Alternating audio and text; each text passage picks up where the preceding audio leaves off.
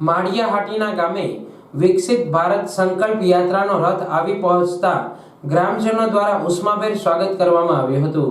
વડાપ્રધાન શ્રી નરેન્દ્રભાઈ મોદીના નેતૃત્વમાં ભારત સરકાર તથા મુખ્યમંત્રી શ્રી ભૂપેન્દ્રભાઈ પટેલના માર્ગદર્શન હેઠળ વિકસિત ભારત સંકલ્પ યાત્રા દ્વારા પાત્રતા ધરાવતા લાભાર્થીઓને આ યોજનાઓનો લાભ મળી રહે તે માટે આ યાત્રાનું આયોજન કરવામાં આવ્યું છે। આ યાત્રા દરમિયાન લાભાર્થીઓને સરકારશ્રીની વિવિધ યોજનાઓના લાભોનું વિતરણ મહાનુભાવો અધિકારીઓના હસ્તે કરવામાં આવ્યું હતું। આરોગ્ય વિભાગ દ્વારા વિનામૂલ્યે આરોગ્યની તપાસ, આયુષ્યમાન ભારત કાર્ડ તેમજ ઉજ્જવલા યોજના અંગે સ્ટોલ ઊભા કરી યોજનાઓ વિશે લોકોને માહિતગાર કરવામાં આવ્યા હતા।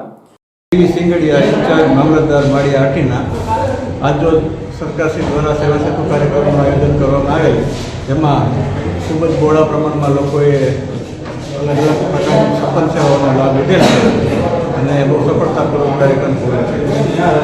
સેવા સેતુ કાર્યક્રમ દ્વારા આધાર કાર્ડ પ્રમાણપત્ર, દિવ્યાંગતા પ્રમાણપત્ર, 7/8 ના પ્રમાણપત્ર, રેવન્યુ રેકોર્ડ માટે વારસાઈ અરજી, નોન ક્રિમિલિયર પ્રમાણપત્ર, વૃદ્ધ નિરાધાર સહાય, વિધવા સહાય, આવકના દાખલા જેવી વિવિધ સરકારી સેવાઓની વ્યવસ્થા ઊભી કરવામાં આવી હતી। આ સાથે આરોગ્ય વિભાગ દ્વારા દર્દીઓની તપાસ તેમજ દવાનું વિતરણ કરવામાં આવ્યું હતું।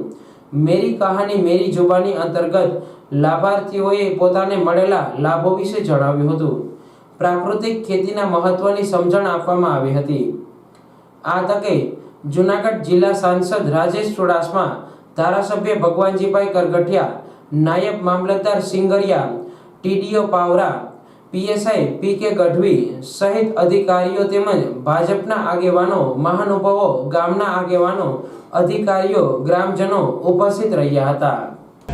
આપણા વડાપ્રધાન શ્રી નરેન્દ્રભાઈ મોદીની જે વિકસિત ભારત યાત્રાનું રથ માળિયા મુકામે આવેલો, જેમાં સેવા સેતુનો પણ કાર્યક્રમ સાથે રાખવામાં આવેલો।